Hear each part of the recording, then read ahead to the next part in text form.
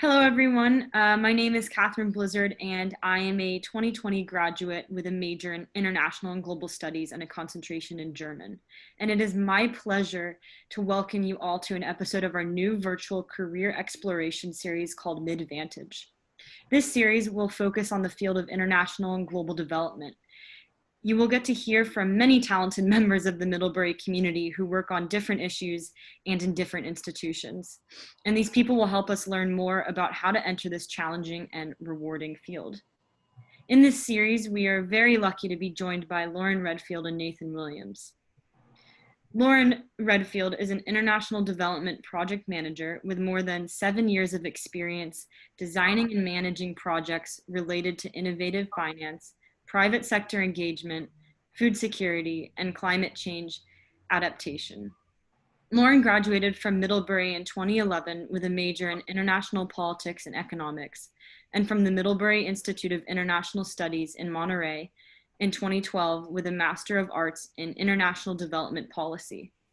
After Ms., Lauren spent a year in Peru working on youth employment for the International Labor Organization and a year supporting vulnerability assessments through the Tetra Tech implemented African and Latin American Resilience to Climate Change project. Lauren joined Chemonics in 2014, where she has worked on governance programs in Somalia, food security systems in Latin America and East and Southern Africa, and the technical design of financial inclusion and investment activities in Rwanda, Nigeria, and Uganda.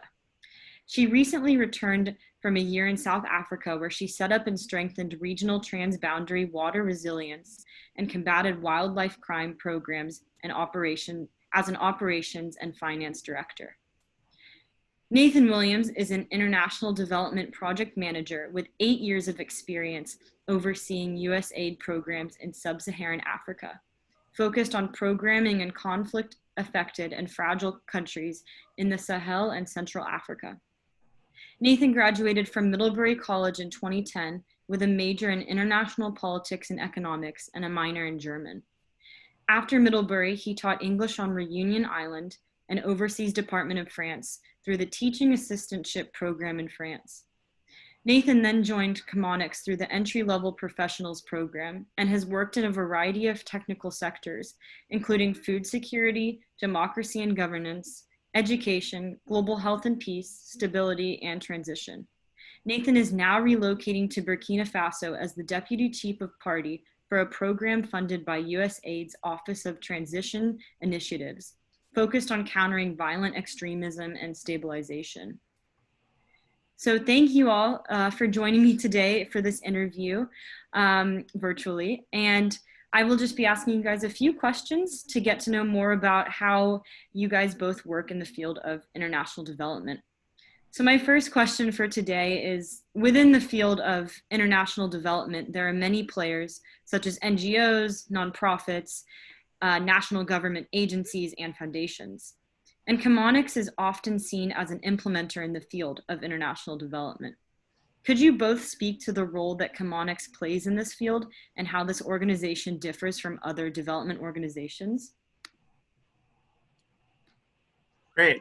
Thank you, Catherine. It's a pleasure to chat with you today and hope that our experience with Chemonics could be insightful and inspiring for students looking at international development careers. So I think the role that Chemonics plays, just to talk a little bit about who we are and the history of the organization. We were founded in 1975 and over time have grown to implement currently over 122 projects in 80 countries around the world. And as a growing leader in international development, working primarily with USAID, but also with other international donors, we cover all technical sectors, international development, from agriculture, democracy and government, education, health. So we are really one of the go-to organizations when donors are looking to find an implementing partner for their program. So today we implement over $11 billion in donor-funded work, and we employ over 5,000 people around the world, with more than 90% of those being in the countries where we operate. So A little bit about how Chemonics is different from other organizations, and I'll also share this question with Lauren. Feel free to jump in. But I would say that we, as an organization, we embrace project management as a discipline. So it's not an afterthought to our work. We are really systems people and are, as an ISO 9001 certified organization, we have really rigorous systems and processes for a lot of the work that we implement. So as a large organization and as a leading partner to USAID, we think big. We try to apply lessons across all of our programs. We try to bridge the gap between, technical fields that we can learn from one example in one country in one sector, and try to forge partnerships that can bring things together in a way that I think is really relatable to liberal arts students, and something that I think Lauren and I both have been able to really apply as Middlebury grads in our work at Chemonics. So I think we've really we've grown as, like I said, a trusted partner to USAID in working in some of the toughest development challenges and the toughest environments around the world. So I would start with that as kicking it off. Lauren, do you want to add anything? Sure. Yeah, to add in, so just to take a step back and think about like international development as a field in general, we work, as Nathan said, primarily with USAID, primarily in the bilateral sector. So what that means is USAID will go into a country and speak with, depending on the relationship with the government, that government to develop a country development strategy, or CDCS. I don't think I got that acronym correctly, but something like that. And then they'll say, okay, they'll talk, they'll release a tender to implementers like Chemonics and say, we want to develop a project in this sector. We have USAID and the government of whatever country has similar goals. We want to enroll X number of students over how many years, what is the best way to do that?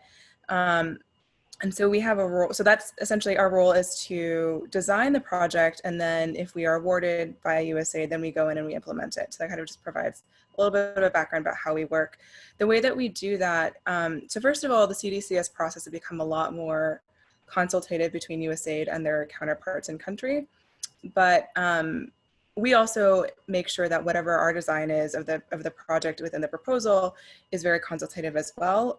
We'll have, when we could travel, and pre-COVID times, we would go into the country and we would try to make connections with the different stakeholders there of the ministries, or private sector leaders, NGO leaders, entrepreneurs, et cetera, to try to understand what the issues really are and what their solutions are, what they suggest that their solutions would be, where they would like to see assistance happen, and then also what the local solutions are on the ground that have the potential to be scaled.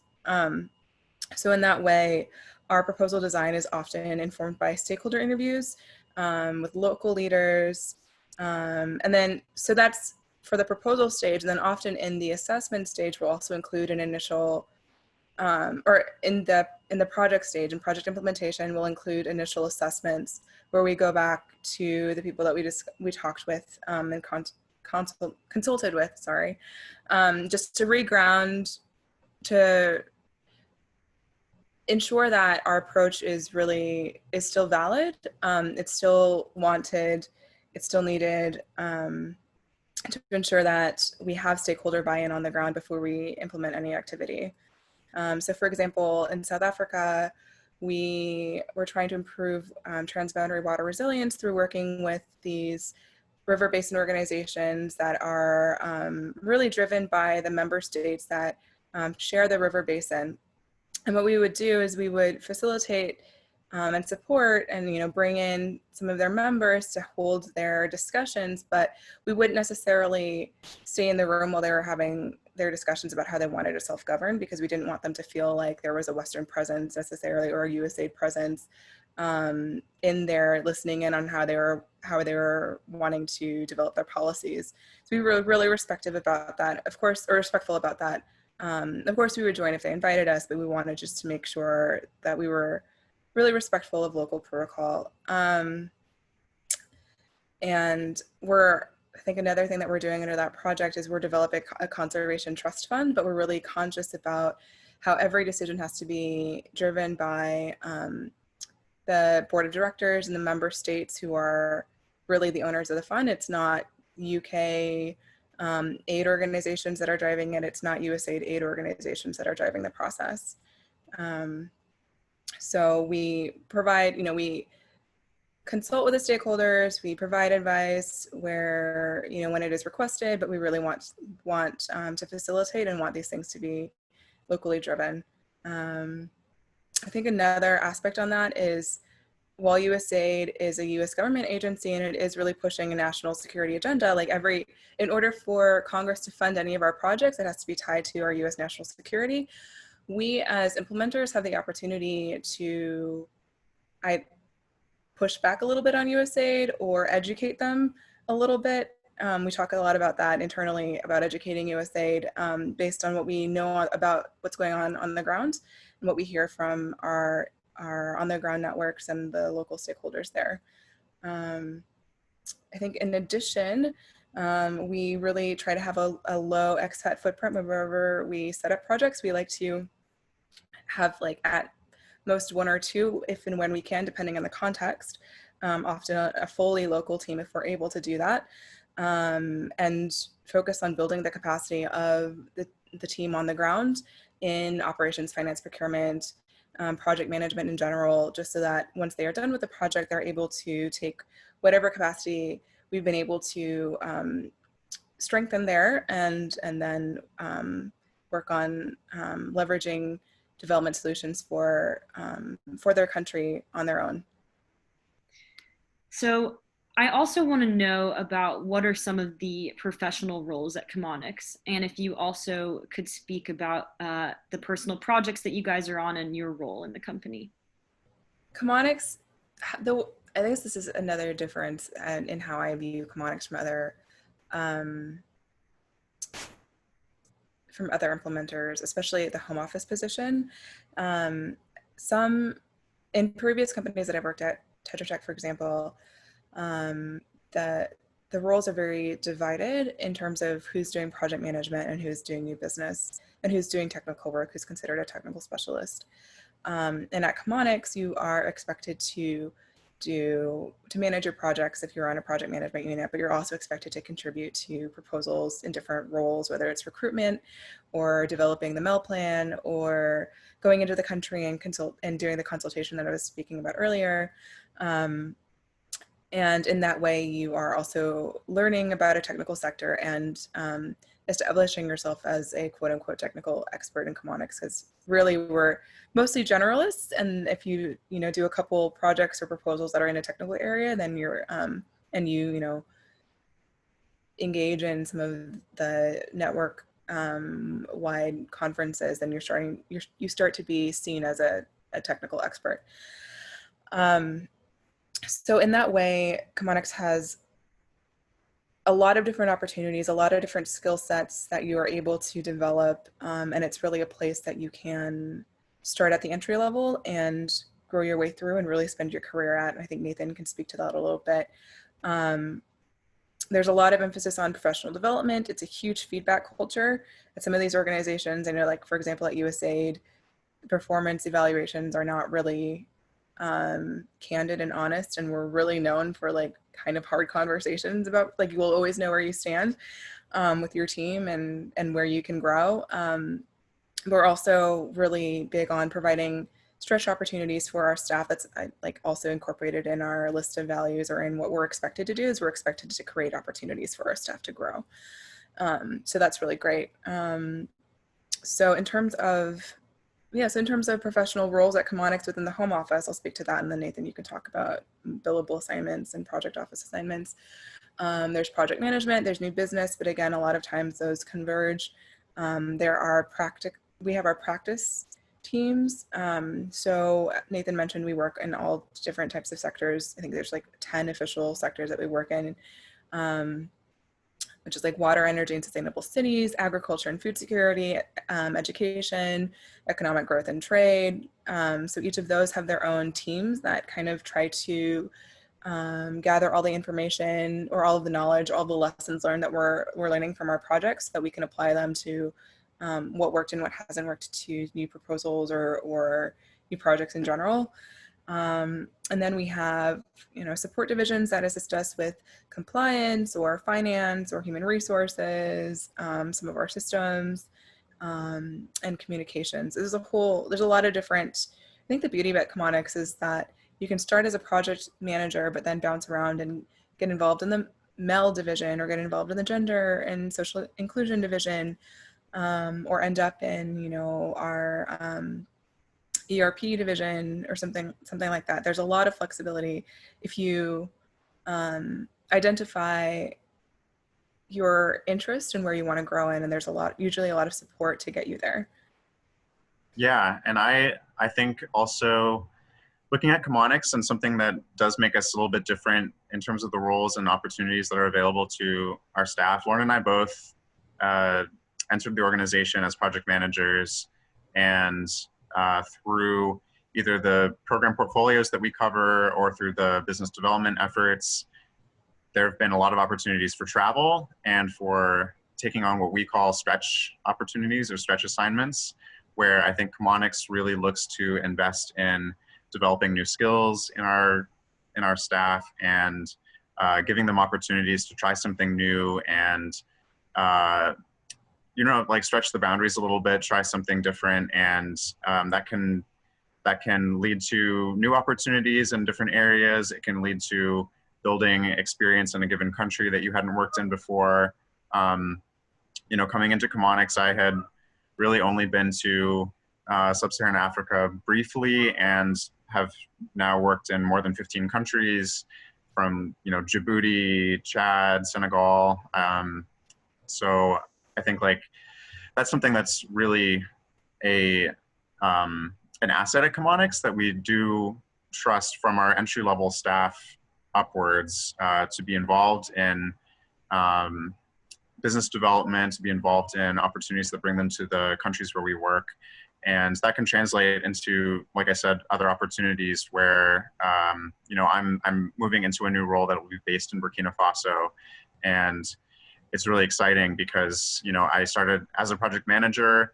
I've been able to build skills in the technical sector for this program, focused on countering violent extremism and stabilization in West Africa. So I think we each have had those types of opportunities, whether they're short-term or long-term roles. And I know Lauren has also been to the field a ton, or to the countries where we work. So I think that also speaks to some of the roles that are available to us at the organization.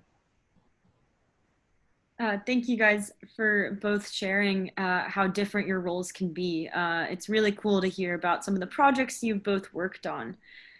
So now I kind of want to turn the table towards COVID-19, which I know is in the news every day, but I really want to ask how the pandemic has affected international development thus far, and how do you see it affecting this sector in the future? Absolutely. Yeah, we can't avoid that question. And I think one thing that we're seeing in particular, or a couple of things we're seeing in particular, the way USAID works and the way Chemonics partners with USAID, it takes a long time from start to finish to design a program. And I think the needs that we're seeing on the ground, in the countries where USAID works and where Chemonics works, we are seeing USAID really looking to redirect resources and programming to try to mitigate the effects across sectors of COVID-19. And part of that is just due to the fact that, like I said, starting up new programs just takes a long time. Government contracting is a really complex enterprise. And we can often see, concepts for programs that we'll submit, a proposal for, take over a year, take longer than that to eventually be started up. So I think USAID is trying to use a lot of the programs that we are implementing to try to address the effects of COVID. So I think I'm seeing that, in my program in Burkina Faso that I've joined the past few months, taking on this role after the pandemic really took root, a lot of our programming had to slow down too, because we relied on a lot of in-person work where we're bringing different groups of people together, whether for trainings or for events for countering violent extremism. And that just wasn't possible, as we had to try to observe social distancing and comply with local rules about group sizes. So we had to adapt. For example, we had planned bringing theater troops to different villages in northern Burkina Faso to encourage civic engagement and voter registration, for example, for upcoming elections. And we weren't able to send out the theater troupe that we had already started working with to develop the scripts, because that would bring together groups of people that could potentially contribute to transmission of the disease. So we've had to adapt that to be done over the radio. And we're seeing that, I think, in all kinds of sectors and examples where things that we had been planning on doing and had been in the process of doing have to completely reshape and repurpose into something else if we want to achieve the desired effect. So that's like a practical example, I think, from the work. And I mean, I would be in Ouagadougou right now, but of course I'm sitting here in Washington, D.C. in my apartment, waiting to get on a plane. So that's a very tangible effect for me personally. Yeah. Nathan, you mentioned how some current mechanisms are being potentially redirected. I know of a couple different examples. So on our Combating Wildlife Crime project, we're doing some research into how wildlife crime, the link between wildlife crime and pandemics, or wildlife crime and the spread of diseases to humans. And in our transboundary water security project, we're redirecting a lot of our resources into more resilient wash systems, as some of the communities that are in more rural areas are going to have a much more difficult time coping with the pandemic, just because of the scarcity of the ability for hygiene. And our Famine Early Warning Systems Network project, which Nathan and I have both worked on together at one point, we are continuing to monitor. So we used to do assessments and go into like more remote areas in the country and conduct key informant interviews or focus groups. And now we've stopped that. Of course, they're all working remotely from their homes, but we're still able to use our networks and enumerators to gather a lot of the information that we need. So we're still able to provide information on food security, and also specifically on how COVID-19 is impacting food security in the countries that we work in. Also, what we've seen, so I've been on a couple of proposals recently, and pandemic scenarios are being considered in proposal design. So I was recently on an education project, or an education proposal in South Sudan. And in the request for proposals, it said, you have to develop this project to be really flexible, and you need to specifically speak to how you would implement the project under a pandemic scenario. And we've seen, in some of the proposals that we're currently capturing that are a little bit far out in the business forecast, some of them have been tweaked a little bit as well. So for example, I'm working on one around investment in Uganda that we thought was mostly going to be around agriculture, but now it seems it'll be around agriculture and how to invest in private sector health businesses to make the systems more resilient. So. Thank you all for sharing about the pandemic. I know that it's something that we talk about all day, and it's a little bit tiring to think about it constantly. But it's really cool to see how some of your projects have really pivoted towards helping out in the public health sector. So also talking about that, as a 2020 college graduate entering an extremely turbulent job market, what suggestion do you have for those of us both looking to enter this field, and what can we do to set ourselves apart when many in-person internships and jobs are really not an option? So Nathan and I also graduated at a time where it was a little bit difficult to find jobs. We graduated, was it 2010, 2011, while the economy was still recuperating from the 2008 financial crisis. I think there was a lot of competition in the market. Personally, it took me 17 interviews for 11 different jobs before I got into Chemonics. And before that, and like along the way, it took a fellowship where I was being paid $300 per month in Peru for about a year, and then with a master's degree, and then working as an administrative assistant at Tetra Tech with a master's degree. So sometimes, especially in this space, you kind of have to really demonstrate that you really want to be there. And you have to demonstrate as well that you're creative about how you're going to get in.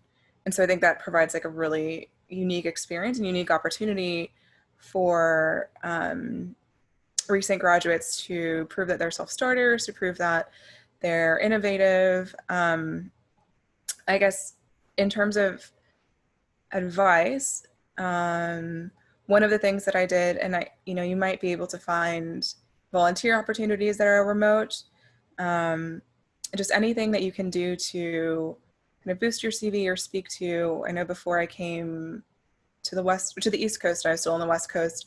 I volunteered at a refugee replacement organization in job placement. So I was able to speak to that because I was interested in workforce development and youth employment at the time. I know that that's, I was there doing that in person, but I imagine that there are probably volunteer opportunities or organizations are probably looking for help, especially as their budgets are being slashed. So looking to spend time doing that.